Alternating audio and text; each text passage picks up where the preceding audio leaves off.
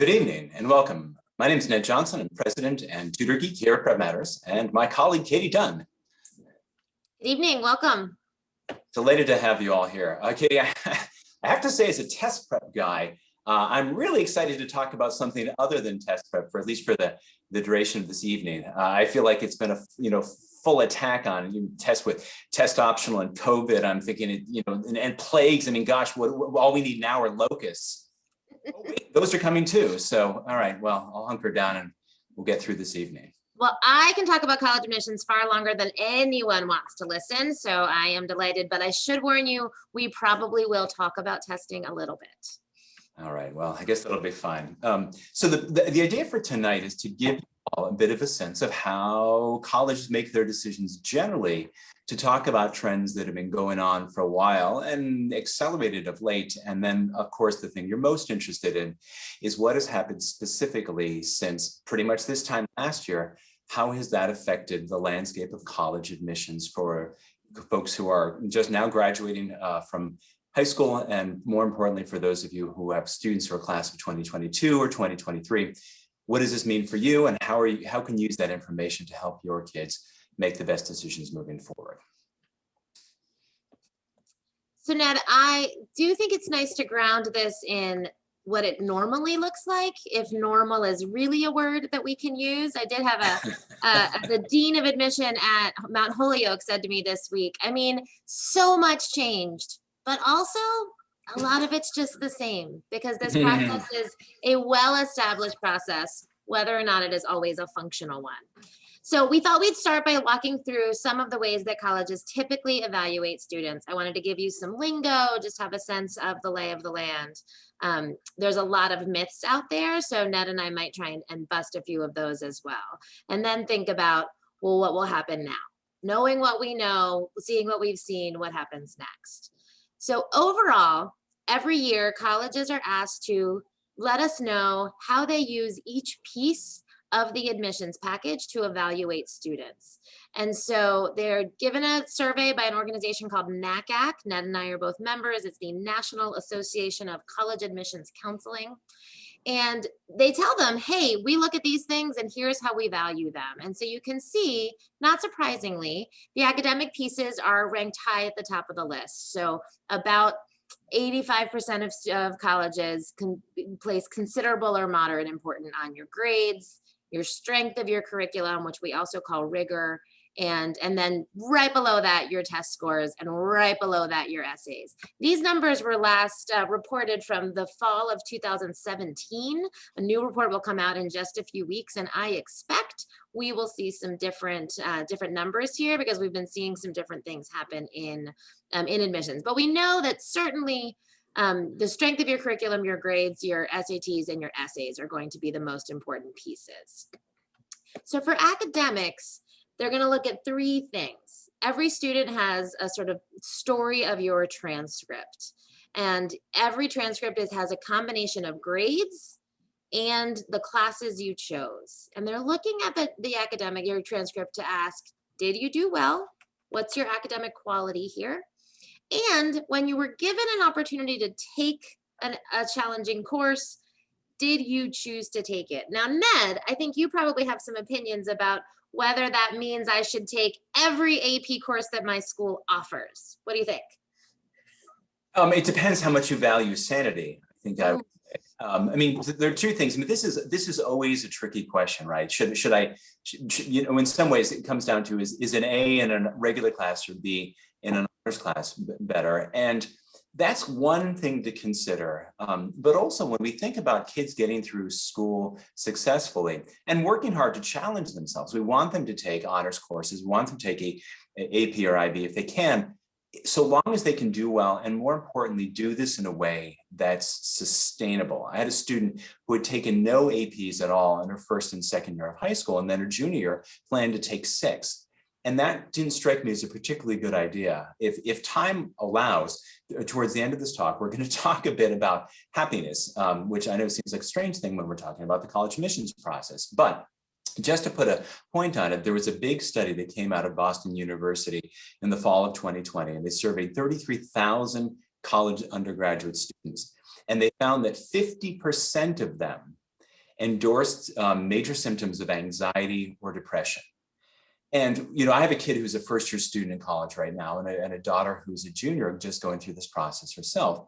And what this means is that you want your kids to be successful in high school. You want them to have wonderful choices for college, but we also want to approach this in a manner that's sustainable, because I'm making this up, 23 APs, I don't even know if there are that many, right? And you burn out, the source of mental health struggles in college don't start in college, they start in high school. And so, despite Katy's work as a college counselor and mine as a test prep guy, and wanting your students to be as academically successful and as successful as possible in the process of college admissions, all of us, and obviously all of us as parents, also know we want to do this in a way that's sustainable so the kids can be successful and mentally healthy and happy. And colleges know that too.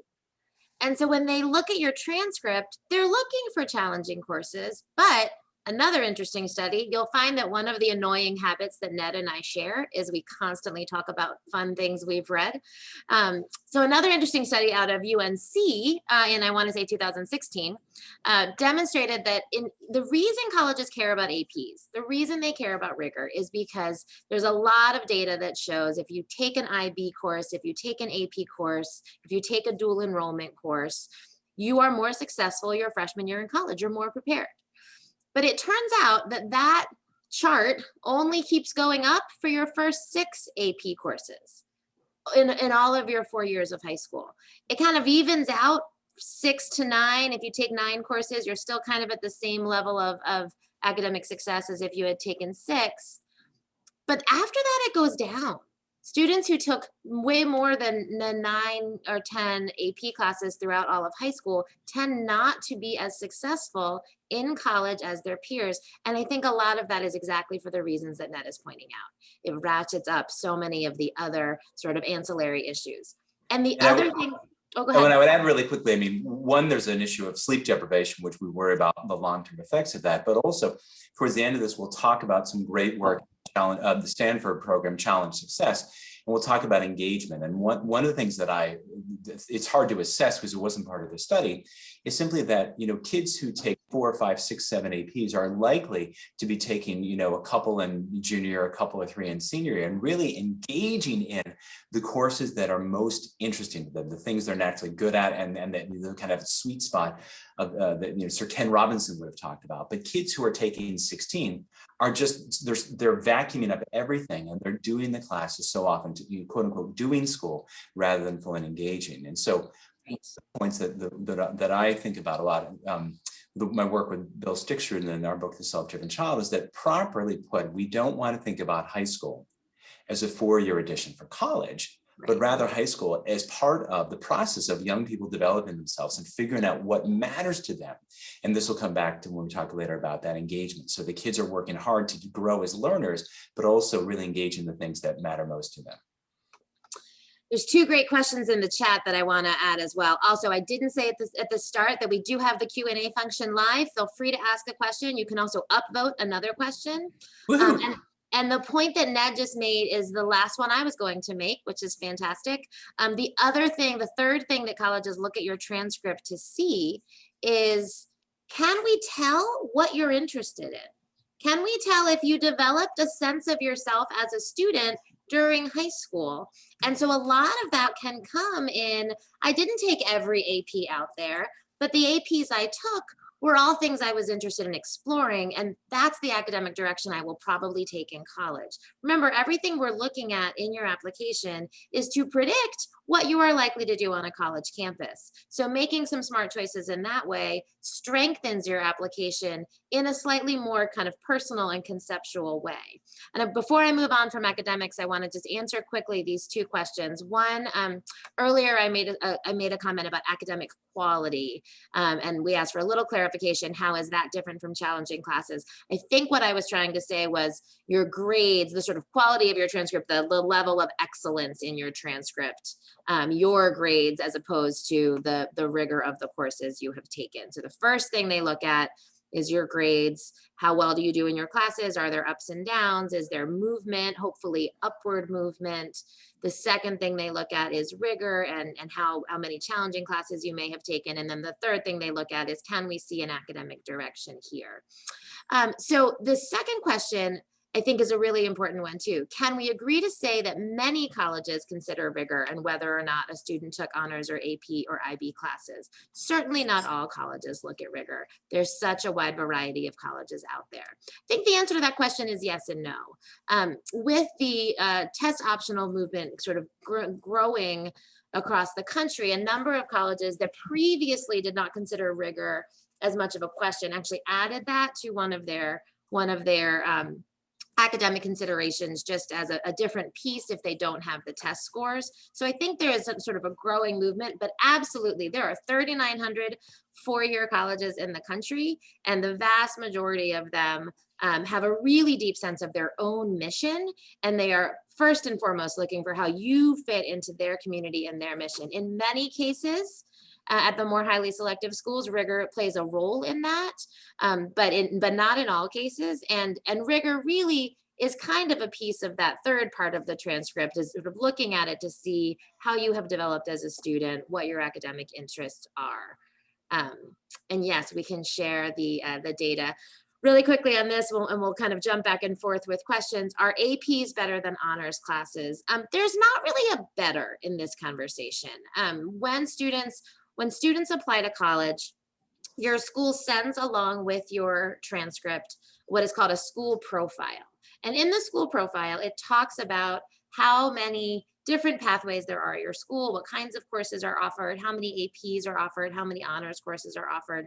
So in a given course, if say there is an opportunity to take an on-level physics class, an honors physics class, and an AP physics class, then in that case, yes, the AP physics class would be considered more rigorous. I don't know that it would be considered better, but it would be considered more challenging.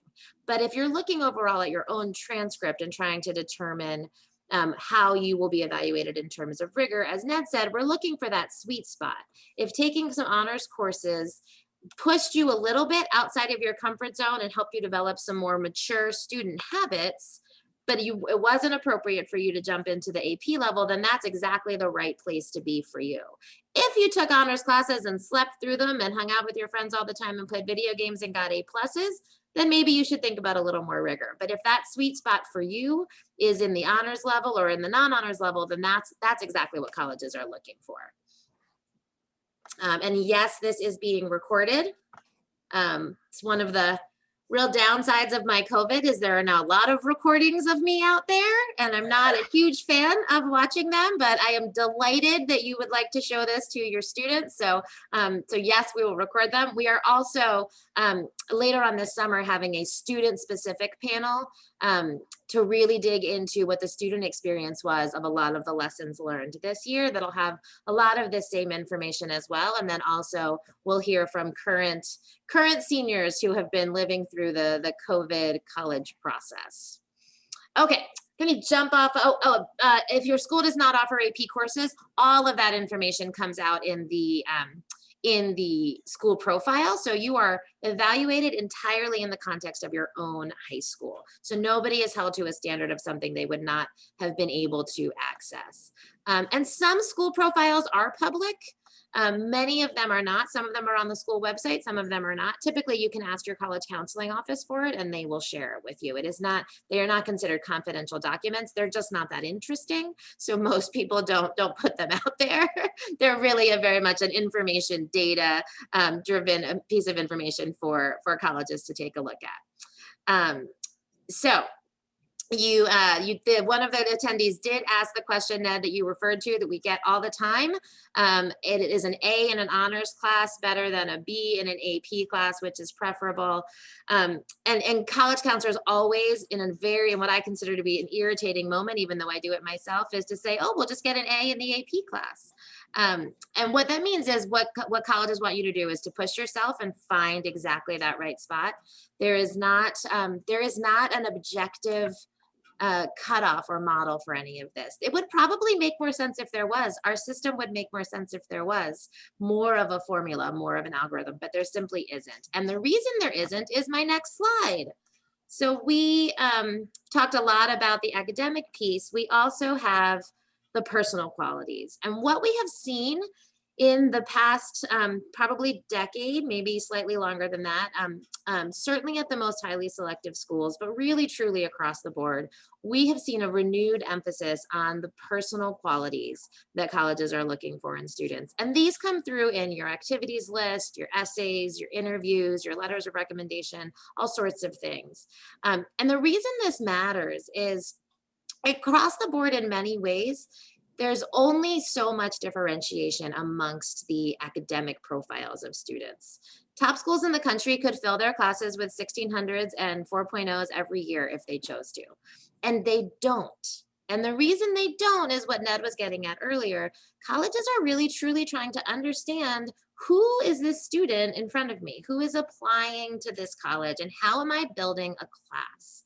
And so colleges are looking at, and this is just a handful of some of the things that we have seen colleges really digging into, trying to understand, and therefore students needing to try to show them, if I'm someone who has, say, a willingness to stretch myself, how do I show that to a college? Ned, I know this is a fun slide. Do you want to pick out a couple that you well, thank you. I mean, I love this. I mean, one, I'll keep going back to my partner and scribe, Bill Sticksherd, is a clinical neuropsychologist.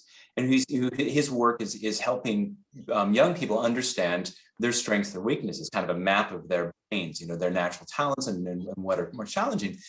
And he always reminds me, nobody gets everything. Nobody gets everything. So for instance, you can't be a type A driven, I'll do whatever it takes to be successful, and really peaceful and tranquil. Those things are kind of opposite ends of the spectrum. So my son, who's a first-year student in college, is one of the easiest people in the world to get along with. I mean, he's just this lovely temperament. But if there's a speck of urgency in that body and brain of his, it's yet to be discovered, yet to be revealed. When Katy shared this slide with me, it was part of a presentation we gave about essays, and again, writing about personal qualities in essays. I howled when I saw the hands-on tinkering, because my son, when he was in high school, was on the robotics team. And half the kids doing robotics are doing all the coding for it, and half the kids are doing the tinkering. Well, you can guess where my son ended up. And I'm thinking, dude, you've got to be coding that. So everyone goes to Silicon Valley and does, change the world and makes $1 billion. And he's basically still in like Lego mode. Like, it's so fun to do this kind of stuff. And in many ways, he is who he is. And what I like to take out of this is two things. One is that, to build on Katy's point before, the colleges, if they wish to, I remember it was Richard Levin, who's the Dean of Admissions at Yale, said this 10 years ago, that we could take all the people whom we accepted at Yale and put them in the shredder, and out of the reject pile, bring another class that would be statistically identical to the first class. And we could put them in the shredder, and we could do this probably 3 times over. Now they could probably do 4 or 5 times over. And so that's a little crazy making for folks, but it also leads to the idea that colleges really aren't sitting there evaluating everybody on, okay, Katy versus Ned, this versus that, on all of these attributes, because nobody has all these attributes. What colleges are really trying to do is to put together a class, a community, an ecosystem, right? So it's great to have people who are hard charging, big risk taking, whatever, who do big, bold things. And it's also great to have people who are just more peaceful. And it's great to have athletes and artists and everything else. And so one of the really confounding questions when we get kids upset, well, what do colleges want from me? That's really not the question that we want to answer in a specific way. Like, if only I took up fencing, they would have taken me, right? College, it seems it's almost a cliche to talk about authentic, but to the degree that colleges are trying to put together an ecosystem, as Katy was saying before, they really want to know who your kid is, right? So they can put those things together. So I have an easygoing, hands-on tinkerer musician, if anyone cares. And that's harder. In a lot of ways, we have set up our educational system to say you will be judged on, and in some ways, I think we internalize I will be valued for grades and awards and stuff and all of this external stuff. And colleges care about the stuff. They want to know. I did work with a lovely fencer this year. She was delightful. They want to know the stuff. But what they also want to know is why fencing, and what have you learned from fencing, and what does fencing give to you as a part of your character and part of your ultimate adulthood. And it's all of those sort of reflections on the stuff that I think is a harder skill for a number of teenagers to come by, but ultimately a much more sophisticated adult part of this process. I'm laughing. There's a people probably know the musical Hamilton, right? And the guy who's the director of that was named Tommy Kail, and he went to a local school here in the DC area. And I know I was talking with a woman there who was a longtime head of school. And I said, oh, I just read this in the paper that he went to school and he was the director. I said, and in the paper, it talked about how he loved baseball and music, baseball and history and musicals, and in the school musicals. And so I asked the head of school, I said, so what was he like as a student? And she goes, well, and I howled, because he was spending presumably all of his time goofing around outside of baseball, spending all of his time in the theater world with the other theater kids, theater all the time. And his adult success came from the ways that he was spending his time. We'll go back to engagement, how he was engaging in things that really mattered to him. And I'm sure did a lot of really terrible theater in 7th grade and 11th grade and so on and so forth, but probably cut his chops then, and he couldn't have got to the end of his 4th year of college and say, I think I want to do this theater thing. These things start early. And so I worry enormously, to Katie's point about why do fencing? Well, doing fencing because it looks good for college, that's a pretty spiritless way to spend hours and hours of your time. If you do it because you love pushing yourself and you love competition and you love the coach, these are wonderful ways, wonderful things, because we're developing those. There's a guru on motivation who talks about students become passionate and become self-motivated, not by dutifully doing their homework, but by what he describes as the passionate pursuit of pastimes. And so we want to make space for that, along with developing ourselves as students and learners. But it's also those passionate pursuit of pastimes that are the very thing that Katie's talking about here, of who are you as a kid, what are you interested in, what makes you interesting as we put together this community of learners. And a large part of that does come down to, if I am reading thousands of applications, tens of thousands of applications, UCLA had 160,000 applications this year. So if I am reading thousands of applications, I'm reading about a ton of fencers. So the fencer who is a fencer because that seems like something that looks cool on a college application is not going to have as much to say as the fencer who took it up because he was trying to develop confidence, or she was interested in the language or the grace or whatever. Those are the essays that are going to be much more interesting and much more authentic. I think, as Ned said, it is a frustrating word to say. What colleges are looking for is authenticity, and colleges say it all of the time. But I do find it helpful for students when I'm working with a student who is, say, writing an essay. I had a great student this year who was writing an essay on his experience on the hockey team. And we got through a bunch of pretty interesting, but sort of standard junior year in high school experiences on the hockey team. And I said, okay, could anyone else on your team write this same essay? And he sort of didn't know what to say. He said, well, what a great question. Sure, of course. And I was like, well, then why are we writing this essay? And so it was all true. It was authentic in the sense that it was absolutely true, but he hadn't figured out how to dig a little bit further to get to what really makes me me, and what made this experience of mine different from the experience of the other really good friends of mine on the hockey team. So that's where I think it can both be an opportunity for the development of those adult skills, as Ned said, but also a real frustration for students.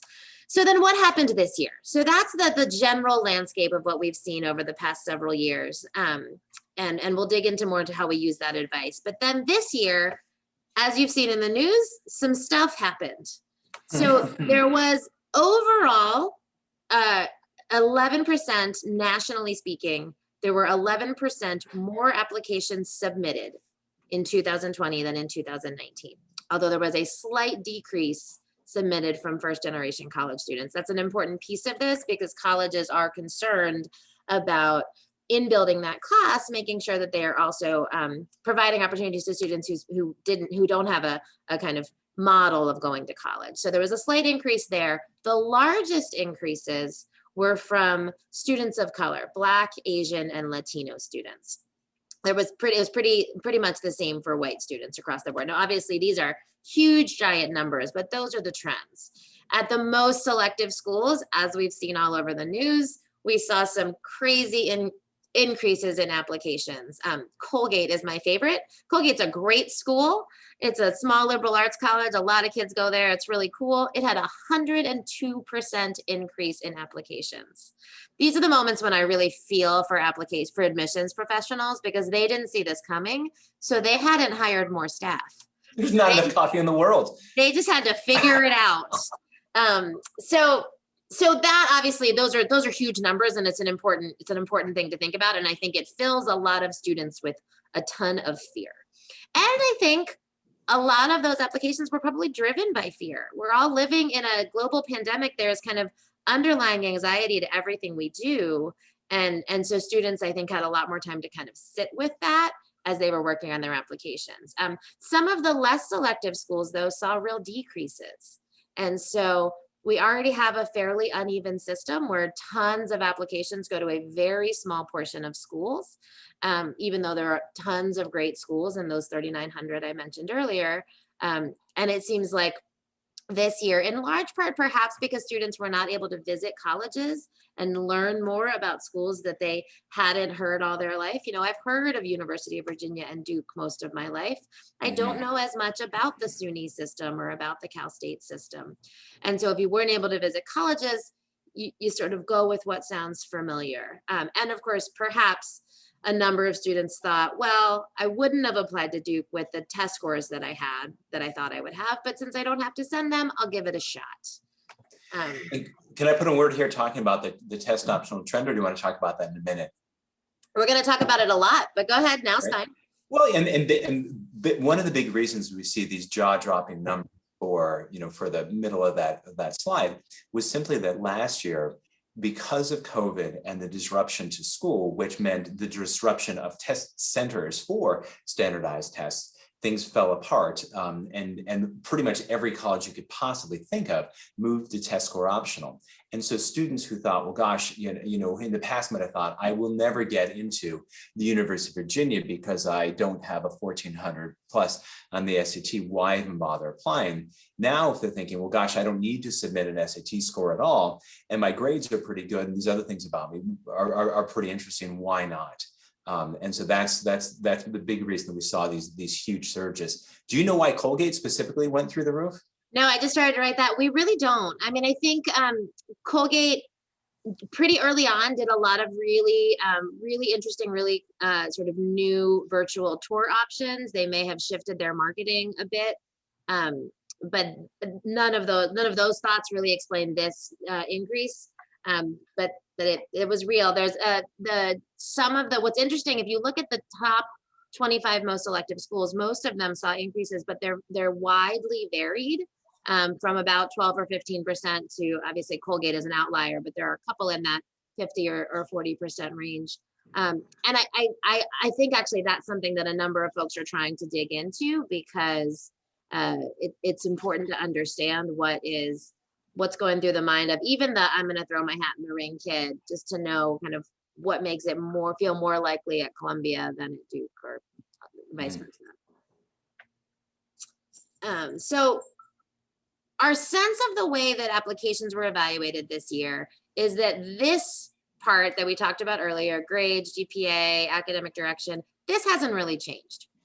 These pieces, as I said, some schools seem to have added a little more emphasis on rigor, but mostly they're asking all these same questions. They're looking at your transcript as they always were. They're looking at it with a little more grace, because many students were not able to come in with a full set of junior year grades because of COVID. What most colleges told us they were doing with that was sort of extrapolating out of how the rest of your grades looked. If you had been doing consistently well, they assumed you would still be doing well in pass-fail courses.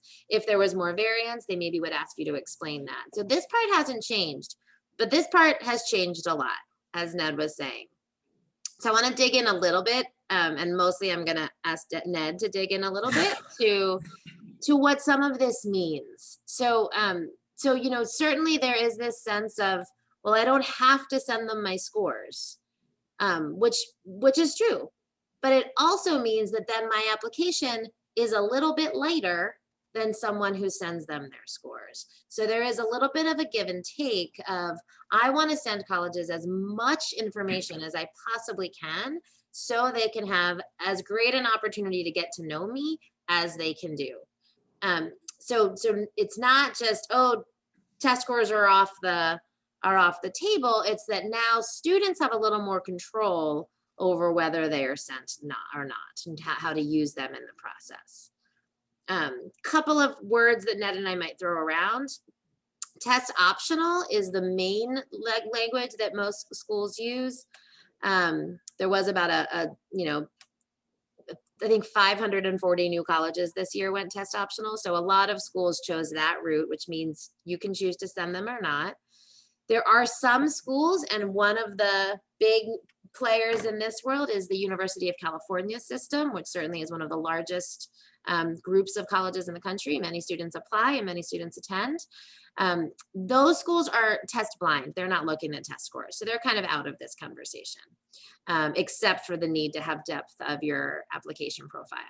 And then some schools are test flexible, which means, you don't have to send us that ACT, but we want to see some other things, maybe some APs, maybe an extra essay, maybe an extra letter of recommendation. We'll work with you on how that might look. And then there are schools, and I am a proud Georgetown alum, and this is not my favorite part of their process. Georgetown theoretically went test optional this year, but they didn't really. What they have done is said, look, we want test scores. We like them. We think they're an important part of our process. They help us evaluate students in what we believe to be a fair and important way. We know some of you couldn't take tests this year. If you were unable to take them, okay. But if you've got scores, we want to see them. I've got the Georgetown language here. We expect that most applicants should be able to fulfill the testing requirement by next fall. So they will likely not be test optional next year. So this is what happened. And let me say, if I can interject for two minutes, just to put a little bit of historical context. There, stepping back from what happened this past year, there has been a long trend of many colleges and universities going test score optional. And for many different reasons. Some of them really serve noble ends, and some of them serve kind of selfish ends. And I'll talk about the selfish ends and then come back to the noble ends. The selfish ends were, if I was a college and I had a kind of a peer school that was my competitor, and for some reason over time, my peer became slightly more selective than was I. And then including based on, if you can trust them, SAT scores, and all of a sudden, my average score is 1250, and where we used to both be 1250, but I've gone to 1210 and they've gone to 1300. What happens is oftentimes that trend continues. And then to the degree that consumers and applicants look at those scores as some kind of measure of quality, which we know is a dubious proposition, but to the degree that they do, they start thinking, well, I want to go to the place that's better. And so what happened then is a lot of colleges and universities would step away from using standardized test scores, because one of the things that would happen is they would get this massive increase in the number of people who would apply. Colleges are pretty obsessed about their ranking in the US News and World Report. And so one of the criteria is the average SAT, ACT score, and one of them is also the number of kids who apply. And so if you could step away from the scores, right, and get this massive increase in the number of applications, including if you get another 10,000 applications and it's $50 an application, that's instant revenue. So those are kind of the cynical takes on why they did this. A lot of colleges, though, also recognize that we want to be able to be more flexible. We want to be more holistic. This even goes back to some of the lawsuits of Fisher v. Texas and what Texas was doing. We're trying to have a population of students at the University of Texas that look more like the state of Texas, and found that standardized test scores really stood in the way of otherwise talented, often underrepresented, or often but not always marginalized kids being selected them. At UT, they decided we could try to get away from scores. And so a lot of colleges have done that as a way to open their door. And frankly, a lot of them have done an experiment to say, if we still admit these kids with grades and scores, if we admit these kids with grades but without scores, and see how they've done, the data has been pretty strong that these students who are otherwise academically talented are doing pretty well here. And so this has led to more and more colleges moving in this direction. Again, as Katy points out, not all of them. Last year, it was partly an issue of fairness and partly an issue of if 40% of the country couldn't take an SAT or ACT, and we say an SAT or an ACT is required, we don't get any of those applications. That's not good for us because we might like those students. You know, everyone from California was locked down. We'd like to have those people come to Georgetown, right? But also, if 40% of their applicants disappear, then all of a sudden they're not as hot. So this has been a long time trend coming. I will point out, even as a test prep guy, I'm a big fan of a group called FairTest, and it was on a couple slides back. Fairtest.org maintains the list of all the colleges and universities that are test score optional. Because, and Katy's going to talk about this here, those students may want to take an SAT or ACT because that may help them.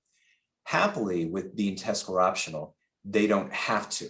And that's a pretty healthy place to be. If we go back to my point about Boston University, that most mental health is changing thinking from I have to I want to. Yeah, fairtest.org, there's a wonderful guy to follow, by the way. We can put this on our follow-up email named Akil Bello, who was basically the director of equity. He's actually a long-time test prep geek himself, really a brilliant guy, a very thoughtful guy. And so he's really interesting to follow because though he's in the test prep world, he talks very passionately about the limits of and the ways that we run reform it. And actually I had him at a podcast interview, and his takeaway point is, of course, tests should be optional.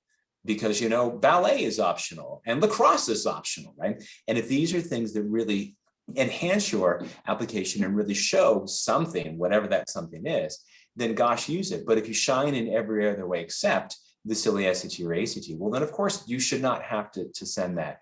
And our suspicion is that by and large, most colleges are likely to remain test score optional. What I like about this is this process is one that in many ways makes students feel entirely out of control, that they have spent all this time in high school trying to do things and to learn how to feel accomplished and to work hard and develop grit. And much of the college admissions process in the end is pretty unpredictable. As all of you who have had older students or picked up the New York Times recently can see, there are some things we can predict and there's a ton of it that we cannot predict. As Ned was pointing out earlier with the shredding of classes. So I think the test optional and the everything optional does help students feel a little more in control of how do I want to present myself to colleges. Now that also brings a little more of its own kind of stress. You have to think through, what do I want? What am I proposing? So a couple of you asked there, and we want to get to what did we see this year with testing? So these are, not every school has released this information. We will continue to move forward digging into the data. But the early data does show us, these are all percentages. It's just too many percentage signs to put on one slide. So the early data does suggest that at a ton of schools, there was a correlation with submitting test scores and gaining acceptance to the college. I want to be pretty clear that it's correlation. We don't know how these decisions were made. And I'll talk about that in a second. But so if you look at, and so, I mean, really quickly, the basic idea is that the kid who she's going to rock a 35 on the ACT, maybe rocking a 35 on the ACT, because she's just super academic.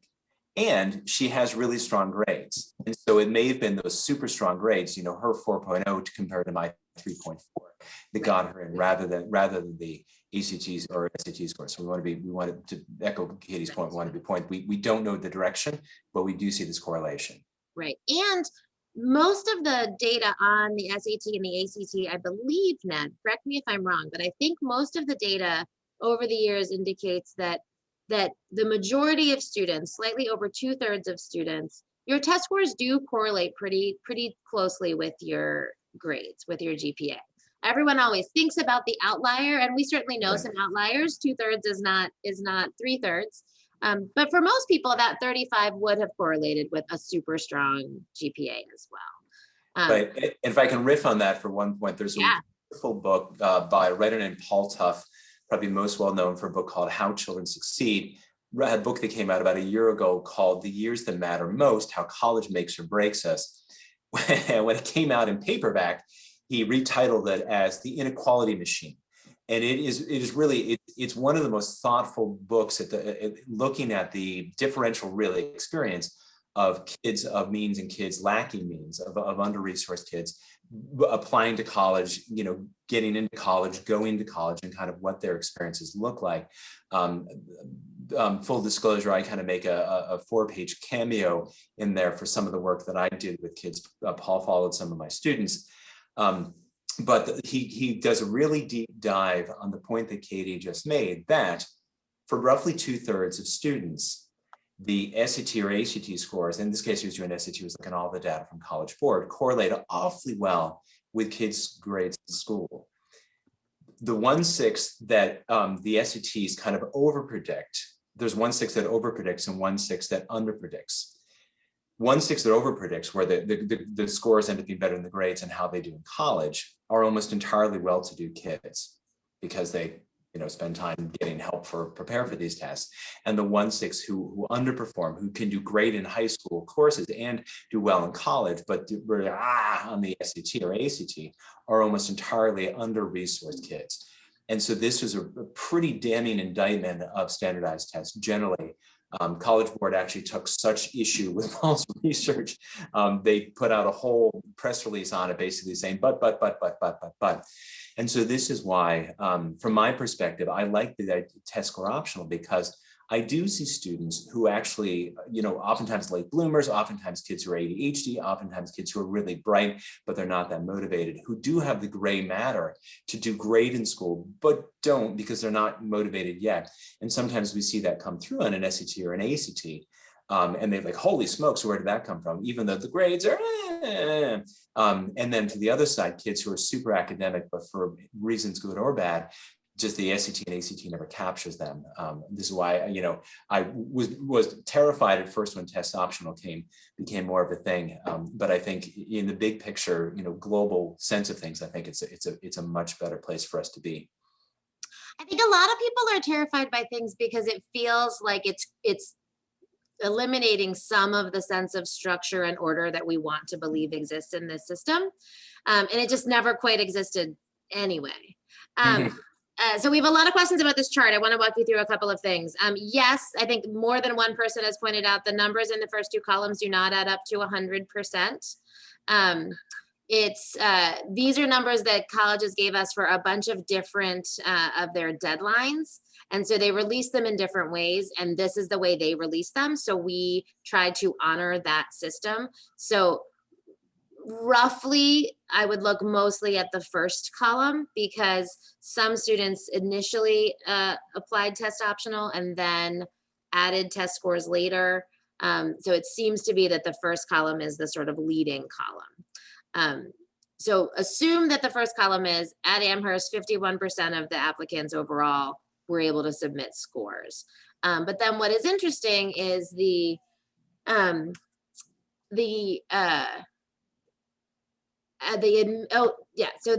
that's not, no, I'm reading it wrong. So we had a bunch of charts involved in this. 51%, no, I'm reading it right, that's right. So then the admissions rate for students who submitted scores at Amherst was about 10%. The admissions rate of students who did not submit scores was about 6%. those are pretty comparable. We get down a little bit to University of Georgia. The admissions rate, if you had score, was 47%. If you didn't have scores, was 31%. So there seems to be, for a lot of schools, a real variance in admission with the addition of scores. We don't know what that means, but part of what it tells me right now as I'm looking forward to 2021 is if I can have scores, that's a good place to start. Ultimately, I had plenty of kids this year who decided not to send their scores and got into great, top, wonderful schools. I have plenty of kids who sent scores and got into great schools. So it's a very individual process. But overall, throughout the country, about 51% of students submitted test scores, and about 61% of admitted students had been students who submitted test scores. Does that make sense, Ned? Yeah, and I think that this year we're going to see probably a higher percentage of people submitting scores, because again, with these folks who were test score optional last year, some of those were students who, looked at themselves and looked at their transcript and said, I really shine better without scores than with scores. But there are also kids who are chomping at the bit. I actually had a student who was from California who's desperate to apply to Georgetown, and she registered and prepared for 4 different SATs. And when the 4th one was canceled, she's like, I'm done, I'm out, I'm done, I don't care. I'll, go where I go. Because more schools have been back in school, and of course the schools really serve as the dominant test center, I do think we'll see more students taking tests, and then probably an uptick in students applying. Though it's interesting, one of the big questions that came out last year was, okay, these colleges say that they're test score optional, but do they really mean it? And Angel Perez, who was the director of admissions at Trinity College in University in Hartford, Connecticut, and is now the president of NACAC that Katy mentioned early on, came out, spent a lot of time surveying colleges and saying, when we say test optional, we're really earnest. We're saying test optional, but you really got to send them that they were test optional. And colleges, like you see here with Katy's slide here, colleges are trying to be more clear this year, so that we can really understand what's going on, because they've had more time to think about it. But this also gets us to the point that I may decide to send schools to some colleges, I may decide not to send the other ones. And regrettably, there's not a great rule of thumb. This is where you really, really want to talk with your college counselor. You really want to spend some time on the websites and understand what's going on. Someone asked about class of 2023. Basically, college admissions folks are right now dealing with class of 2021, who are trying to decide whether to matriculate to Penn or Purdue or not, waiting for those those deposits are due on May 1. Then they'll let they'll deal with all the people who are on wait lists, let the dust settle, and then after recovering from too much coffee and way too many essays, they will spend June trying to figure out, okay, did this work for us? What change do we want to make? So for the colleges that your kids are interested in applying to, you want to spend some time this summer looking to see what changes. And Ned, I just want to quickly add on to your point about there's not a great rule of thumb for whether you send your test scores or not. It's truly individual. But I think the best thing to ask yourself is, does this test score strengthen my application? So there are certainly kids out there where this is something I worked really hard for and I'm really proud of, and it fleshes out my story. Someone else asked in the chat, sort of if you have a high SAT score, and good grades, says decent but not perfect, high score, decent grades but not perfect grades, because remember, actually people aren't perfect. We can't do perfect, so that's not what we're looking for. So will it help? And I think, again, the question is when I look at this, does it strengthen my application? And what you ultimately want to do with all of your academic pieces is you want to give them the narrative that you are showing. You're trying to show what your academic journey has been like in high school. If you have questions about how that journey looks, there's a way in your applications that you can tell them how to read that. You can tell them how to look at these scores. Really quickly, someone else asked if I've already sent my ACT scores to colleges and didn't really mean to. and now I'm not as excited about having them in the mix. What should I do? The answer is you can absolutely request that colleges will to dismiss them, to not look at them. And the answer is, and some of them will honor that.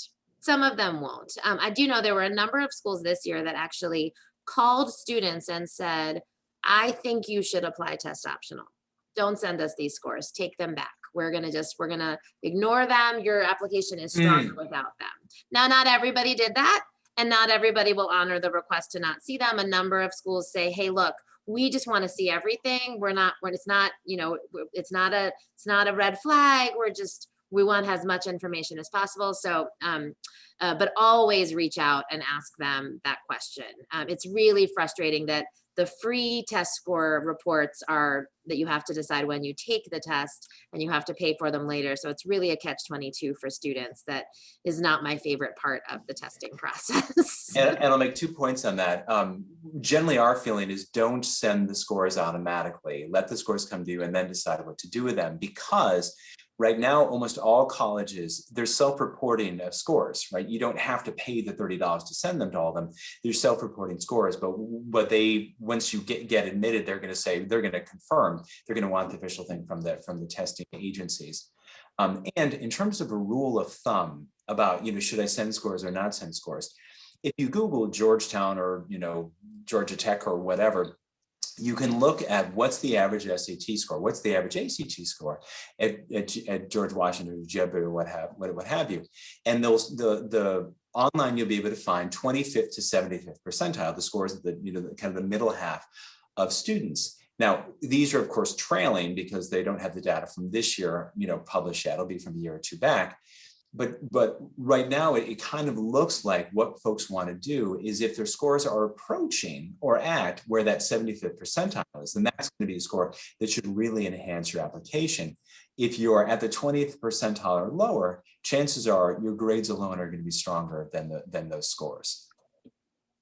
And you can also go back to that school profile that we talked about earlier. The school profile will list your the class average of the SAT or the ACT or the school average. And if your scores are above that, then that's another reason that you might think, okay, this is a great way of strengthening my application to show that I'm rising above my peers in this particular metric. So I'm not going to read all this language here, but it is, I think Ned's right, a great way of showing that colleges are trying to be clear about what they're paying attention to, and to be a little more thoughtful, I think, for themselves. Santa Clara University, which is one of my favorite universities, it's very pretty there.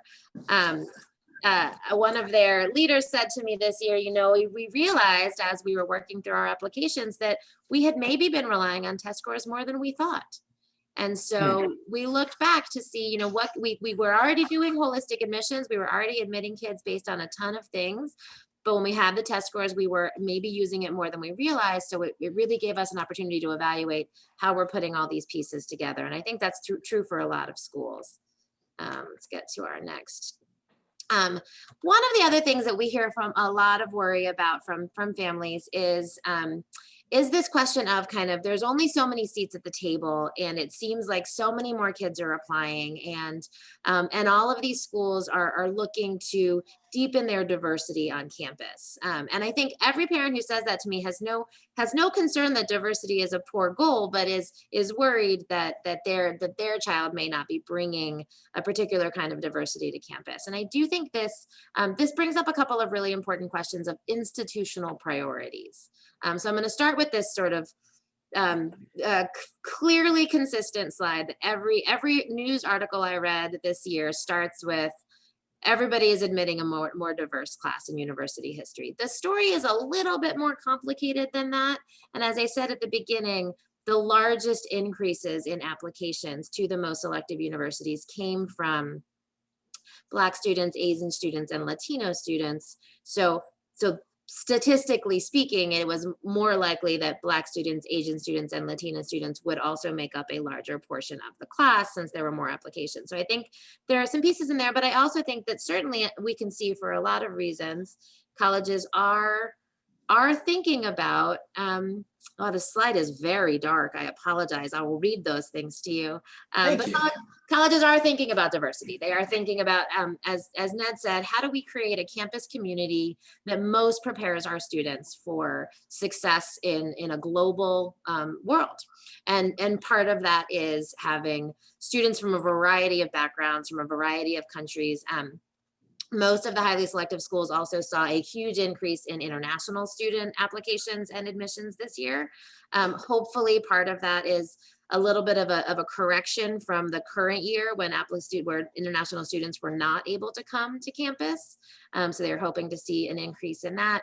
So diversity is certainly a piece of the puzzle for most institutions. But I also have seen a huge rise in the number of essays that ask students to talk about what kind of diversity do you bring to campus? And I think this gets back to the question of authenticity. They truly are looking for that answer for everyone. So perhaps you don't have what we think of as diversity in terms of ethnicity or religious background or something that we sort of name as diverse, but you have, say in my case, 3 sisters and 1 brother, and that is a particularly interesting, weird part of my my background. It is not super unusual, but it is part of who I am. So that's how I approach the world, and that is a lot of what they're looking for in those questions. So institutional priorities drive much of the conversation. Ned, if you want to talk a little bit about the sort of shaping the class conversations you've had with Jeff and others. Yeah, there's a really terrific book came out just in the fall called Who Gets In and Why. It's by a guy named Jeff Salingo, who for many years was the editor of the Chronicle of Higher Education. So he knows this world, backwards and forwards. That has been his career. I actually interviewed him for the Prep Talks podcast that I do. And he really starts the book talking about how college admissions decisions are made to implement the priorities of the college or university. Those priorities are made at the college or university by the president and the board of trustees. And then, okay, here's what I want, Katie, go, make it happen. And so the question, of course, that people always have, well, what are those institutional priorities? And here's the real kick in the teeth. They can change every darn year, right? They can be absolutely all over the place. And so this is one of the reasons why when we apply to colleges and universities, we want to be thoughtful and apply to different sorts of places, but also really lead with who we are, because they're looking for, if you're looking, I don't know, if you're a football team, you need a new kicker. If you need a kicker and you have no kicker, that's the most important thing, right? If you have a kicker, you don't care about kickers. You're looking at some other position, right? And so these priorities change, and every college or university has its own priorities. There's one year, did their endowment get crushed? Well, in which case, they're really looking more for full pay students, right? Are they trying to grow a certain department? Well, then they really want more people who are interested in studying this or studying that. Are they trying to enhance their sports team? Are they really looking for a particular group of underrepresented students who just they've admitted them, but they haven't been able to convince those kids to actually show up on their campus? And it goes on and on and on.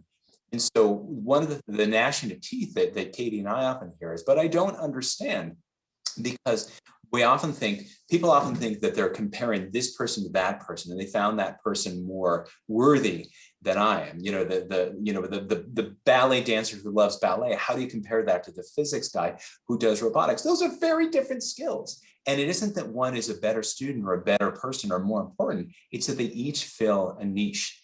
And so we know that colleges generally are looking at grades and looking at academic rigor because they don't want folks to come to a campus and struggle. That's not good for anyone. It makes them a more expensive consumer of educational resources, if nothing else. But after that, they're trying to put together this community, and again, with priorities that change from year to year. It's a really wonderful book. One of the things that was quite interesting when Jeff was talking about it, kind of the very end of the year, when they had sent out applications, and then they're trying to kind of figure out the wait list of, we need 23 more people. We didn't fill as many seats. Who are we going to pick off the wait list? And then they really are looking at, what is that? Do we need more hands-on tinkerers, right? Who are we trying to pull in? There's a couple questions that relate to this that I want to jump into with a couple of stories, and one from earlier. Someone asked earlier how important the role is of what your potential academic direction might be in college, and that can play a real part in here too. It's not just the sort of clever things that we talk about with being a fencer or being a kicker for the football team. But Georgia Tech last week, their director of admissions in a blog about wait lists, it made exactly that point. If a college is trying to grow its economics department and they accepted a ton of econ majors, but none of them have enrolled, we're going to look for econ majors in our wait pool. And so much of that can come from academics as well. At the in the UC system this year, there was one school, I want to say it was UC Irvine, who have 85 majors. And they are a university that admits by major. Not every college does, but some do. And they have 85 majors, and 48% of the applicants applied to 6 of them. And so if you didn't apply to one of those 6, you had a way better shot at admission this year to UC Irvine than anyone who applied to those 6. And so I find this is important for students a lot, because there's some sort of, when you're 17, you probably don't know a whole lot about what you're going to do with your life. The vast majority of adults I know are not doing what we thought we'd be doing when we were 17, but they are asking just more for that reflection. What am I good at? What courses have I chosen to focus on? What am I engaged in? So 2 or 3 folks, as you were describing how important institutional priorities are, asked, well, how do I know? How can I get at that information? And I think the real trick is we cannot know. We can guess, we can look at, hey, that school had their kicker graduate last year, so maybe they're looking for one. But if that's the case, then they're going to get 10,000 who apply, and we can't know that that's what they're looking for in me. So you really can't know. And the craziest story I've heard about that I tell to remind us that there is so much of this process that is out of our control, is a company that works for helping colleges determine a number of these things, that's huge, that many of your high schools work with as well, called Slate.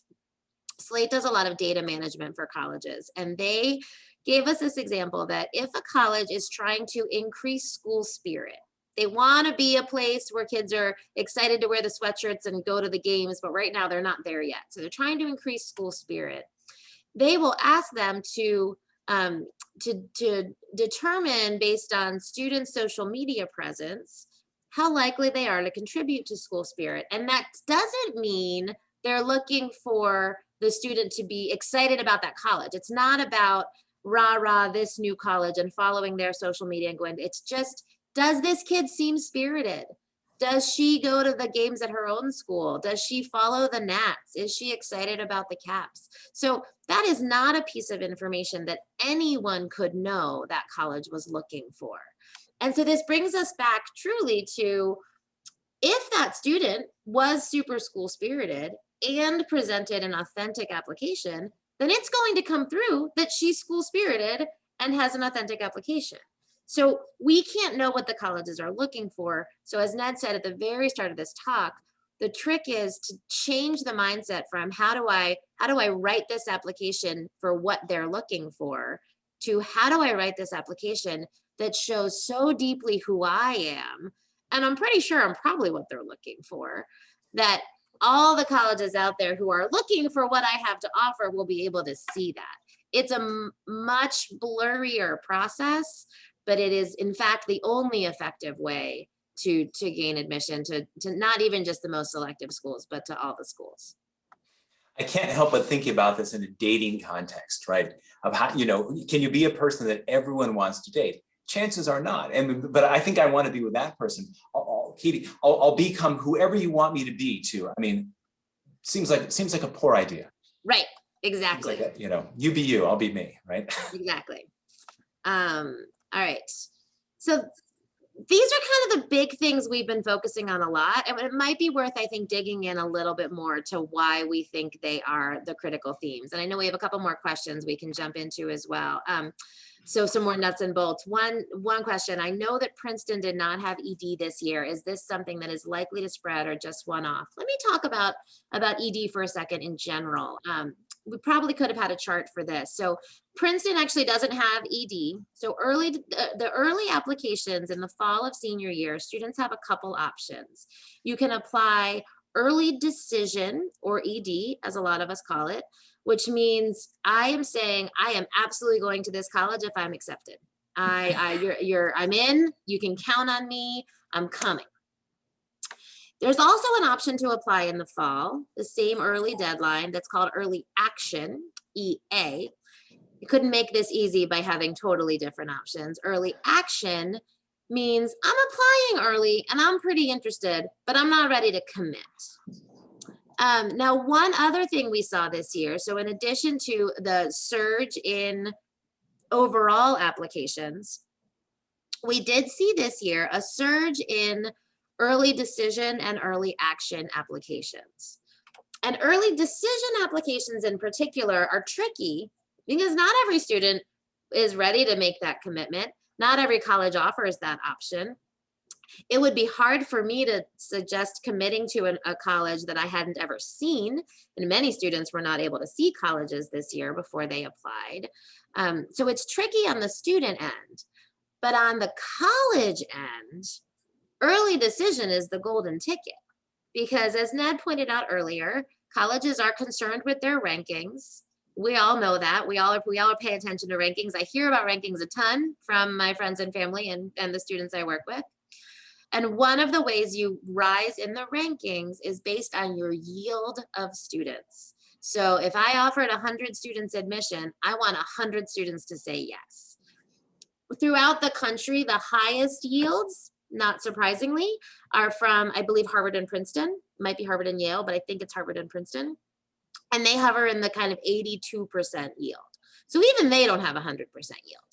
But most colleges in the country hover around a 30% yield. And so predicting which students are going to say yes is a huge part of this process. And in early decision, you don't have to predict. It's a 100% yield. They've already told me they're saying yes. They've made it super easy for me. So one of the other things that Jeff Zelingo points out in the book Ned was just talking about is over the course of the 2008 recession, when colleges faced a number of worrying enrollment declines and families were really concerned, certainly about paying for college, it all became so much more uncertain that colleges started to rely more heavily on both early decision and early action applications, but predominantly on early decision. And we saw that at many schools this year as well. The early applications increased far more than we thought they would at a lot of schools, and some schools also accepted more students from that early round, which brings me to the question about Princeton. So Princeton this year chose not to have an early action round. They said, look, everyone's living in a pandemic. A lot of kids can't take the SATs. There's a whole bunch of stress on teenagers. Let's make this easy, one deadline, which frankly, a lot of professionals would agree is probably the fairest method for students to have in their process, but really tough for admissions professionals. If you get those 160,000 applications all at once, it's tricky. So Princeton had just the one deadline this year. We were hopeful that other schools might follow because a lot of students were dealing with a lot of this stress. Most colleges told us that they were not even considering that model because it is so much stress on their process. They then have just from, say, January to March to determine their entire class, make all their financial aid offers, determine all their scholarships, and work on creating that class. And they just, most didn't think they had the capacity. So I think it's possible Princeton will keep it for next year, although I'm not sure. But I think most colleges will be sticking with ED and EA options. And we've seen some colleges both this year and last year saying that they're actually adding additional early decision options because that is so beneficial to the college. So it's tricky for students and requires some long-term planning and some sort of smart application strategies. But unfortunately, no, I don't think we will see much of a trend for the one deadline. Can I talk about happiness? Please talk about happiness. After this dreary night of talking about terrible statistics. So it seems like an odd thing perhaps to talk about, but in the work that I do outside of test prep, it's a really big concern, and it's a huge concern on college campuses because the amount of mental health challenges on universities, particularly highly selective ones, is really just through the roof. And that's bad for everyone. You know, it's incredibly expensive to Williams College, where I attended, something like 62% of kids are seeking out mental health help there. And so, I mean, it's great that kids are, that there's no longer a stigma to get help, but it's also a concern if kind of most people need to have this. It's certainly a lot of times, I'm writing a second book with my friend Bill Stickshoot, and we're in Dallas, Texas, and we're talking to an elite school in Dallas and the kids in an AP class. And we asked them, how many of you want to be happy as grownups? And they all looked around like, duh. We said, okay, great. What do adults tell you about what it's necessary? What helps you be happy as an adult? And they all kind of gave different versions of, well, if you go to good enough college, you know, then everything is taken care of. If only that were the case. I'll pick on Yale because, I mean, if that were the case, then students at Yale would be the most deliriously happy across the country. But as it is, there's a class, you may have read about this, a woman named Professor Laurie Santos on happiness. And it's the most enrolled and oversubscribed class in the 300-year history of Yale. Because these, I mean, so many of the kids who show up there, they're excellent students, but they haven't yet figured out the recipe for happiness. And it turns out there actually is one. Martin Seligman, who founded the Department of Positive Psychology at University of Pennsylvania, and it's PERMA. It's an acronym PERMA. So P is positive emotion. So some of that's just the way you're born with, your glass half full, glass half empty. But E is engagement, R is relationships, M is meaning, and then A is achievement. And so obviously it feels great to be successful in school and to win awards and get into good colleges and have jobs where you get acclaim and I don't know, social media likes. And that's great. It's simply that it's only 1/5 of the formula. And so one of the concerns, and you know, Katie's a college counselor, and there's a reason it's a counseling part to that role. We want kids to have an accurate model of how they build lives that help them be successful and help them be happy. I mentioned before Challenge Success, this long-running program out of Stanford, and they looked at all the data that we know about highly selective colleges. And it turns out that selectivity does not correlate in any meaningful way with student learning or job satisfaction or mental health. And so if we go back, if we take a lesson from Testoptional and we apply this to college, of course there are advantages to going to Stanford or Harvard or Princeton. Of course there are. They're wonderful places of learning. And for kids who really want to push themselves and work hard for that, I am not going to stand in the way of anyone who really wants to work that hard. It's simply that we don't have to. We don't have to. Because, you know, for many years I've worried about, we tell kids that if you're not top 10% of your high school class, you won't be successful in life. Well, one, that's not true, because 10 years after, even 5 years after high school, valedictorians are not more successful than other people. And you have the effect of making 90% of the population kind of think like, you know, either be stressed out of their minds or figure why even bother.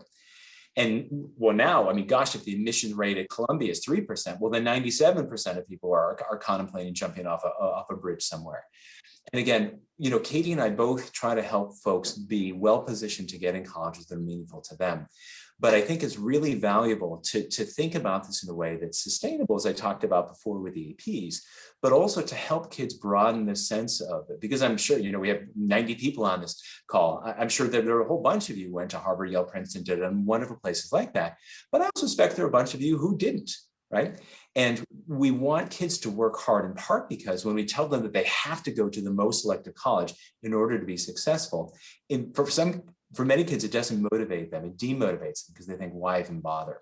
So, you know, I will send along in the follow-up email a bunch of this really, really eye-opening data from Challenge Success that again makes the point that obviously there are advantages to being in selective colleges, but there's so many ways that people can build successful lives. And because really what it comes down to, I'll go back to engagement, their big takeaway is, turns out it's not the college, it's the level of engagement. And there are two criteria there.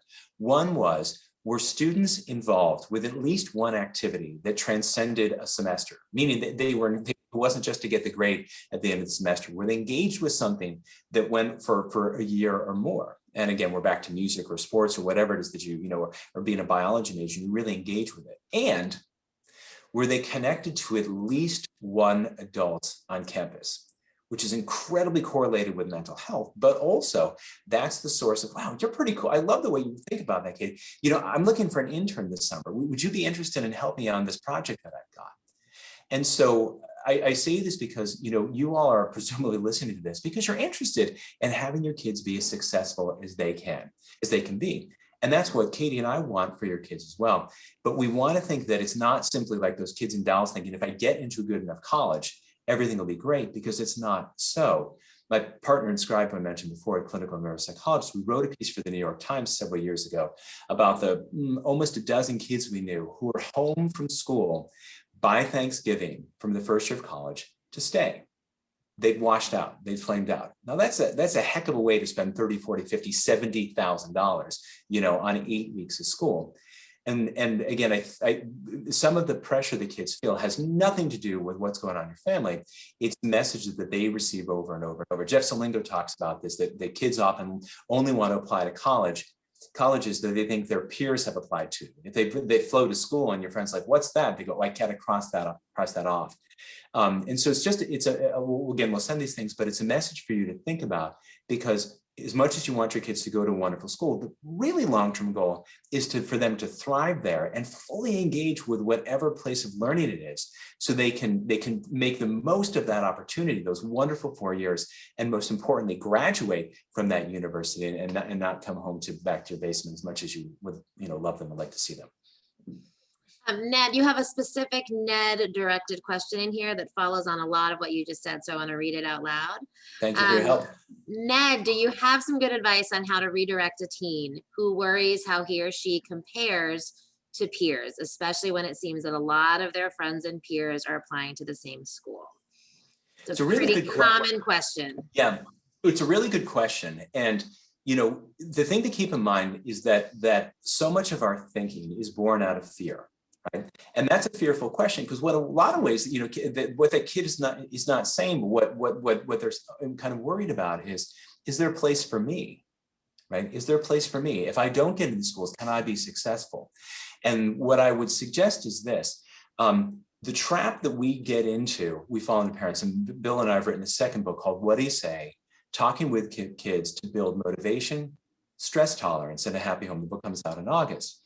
And the trap that oftentimes our kids pull us into, because we love them, we don't want them to see them in distress, is we either try to talk them out of their hard feelings. Well, sweetheart, it doesn't matter if you go to college, it'll be totally fine, right? And it's fine. And I didn't go to great college, and look, I'm happy with blah, blah, blah. And we try to talk them out of hard feelings, or we try to solve the solution, we try to solve the problem for them. Well, maybe if we got your tutor and we put you in the AP and but that's kind of undermining our relationship with them, and actually buying into the idea that it's a problem that if you don't go to good enough college, you can't have a successful life.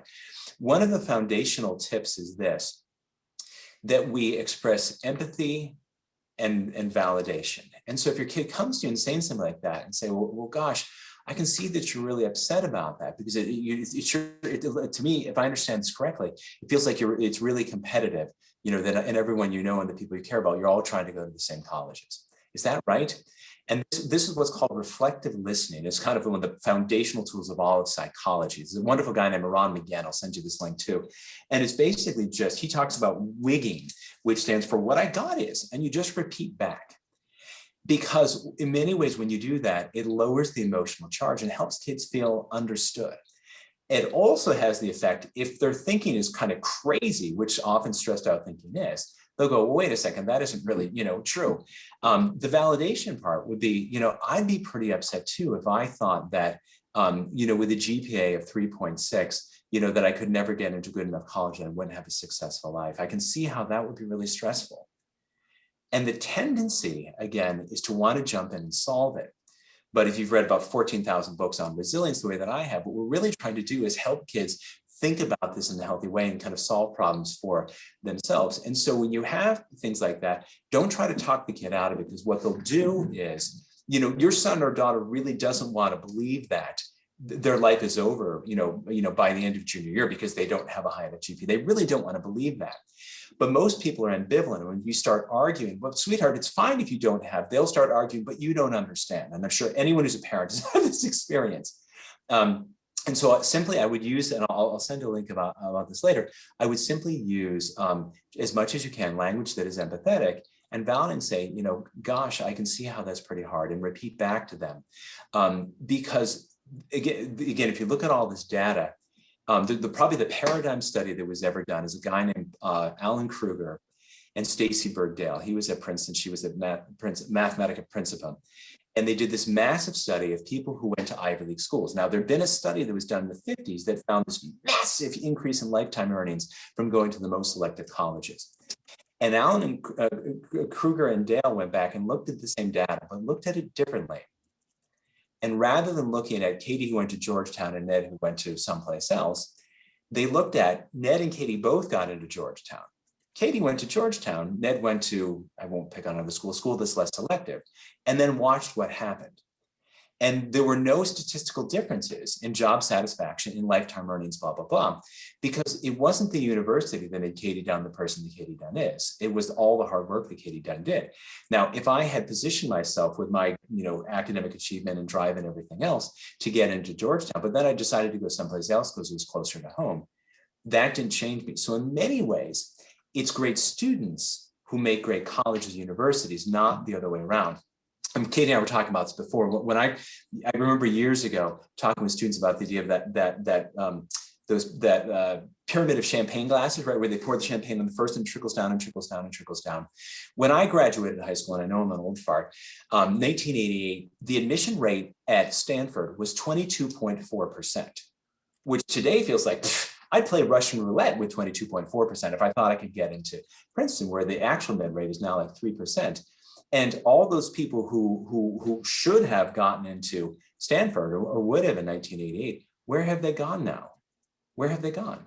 Well, they've gone someplace else. And this is why flagship schools like the University of Maryland, when I started test prep, if you had an SAT of 1,000, a GPA of 3.0 or 3.1, you could go there. Now they want, 1,300, 1,400, a GPA of a 3.7. Because again, we have more and more students who are really talented, but this also means that more and more universities have really become exceptional in ways that they didn't feel exceptional when we as parents were going through this process. And ultimately, what makes your exceptional college experience is in many ways your intellectual peers. Who are you surrounding yourself with? Who are you having these formative experiences with? And so it's important to think about where all of those kids are ending up. Right. I hate to say it, Ned, but I think it's that time. Okay. I think so. We could talk about this forever. There's so much more I know we'd both love to say. We didn't get to every single question. You are welcome to reach out to us. I believe I have a slide in here with an email address. There we go. We're both on the website. We love digging into this. We will keep digging into this as more and more information gets released. Particularly the UC system will be releasing their testing data, their application data this summer. So we will keep having these webinars. And as I said, we will have a student panel for the more direct student experience questions, I believe on June 10th, if I'm correct about that. And there were many questions, and I think we answered a couple of times, but this whole thing was recorded, and we'll send out either today or tomorrow a recording of this talk, as well as a bunch of these resources that Katy and I mentioned, so you can go through and pour over those yourself. Thank you so much for joining us. Thank you so much, Ned. Thanks, Katy. Have a great night, all.